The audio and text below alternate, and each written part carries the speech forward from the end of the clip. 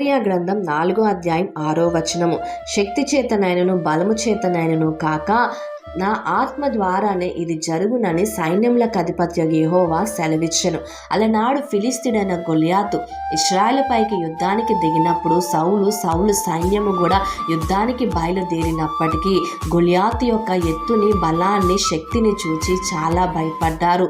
గొల్యాతు దేవుని నామాన్ని దూషిస్తూ అపహసిస్తున్న మాటలు గొర్రెల కాపడైన దావీదు వినినప్పుడు రోషము కలిగిన వాడే గొల్యాతుతో యుద్ధానికి బయలుదేరాడు. అయితే ఈ యొక్క దావీదు యుద్ధ నేర్పరి కాదు, శక్తి లేదు, బలము లేదు.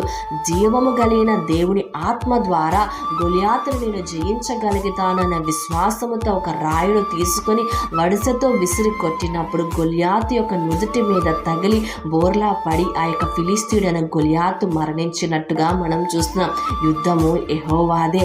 ఇక్కడ దావీదు ఉపయోగించింది తన శక్తితో, తన యుక్తో, తన బలమో కాదు, దేవుని యొక్క ఆత్మ ద్వారానే ఈ యొక్క యుద్ధాన్ని జయించినట్టుగా మనం చూస్తున్నాం. ప్రియమైన దేవుని బిడ్డలారా, నా జీవితాల్లో అసాధ్యమైన దానిని, ఊహించలేని కార్యాలు కూడా మన శక్తి మీద కాదు కానీ దేవుని యొక్క ఆత్మ ద్వారా అనేకమైన కార్యాలను మనము పొందుకోగలుగుతాం.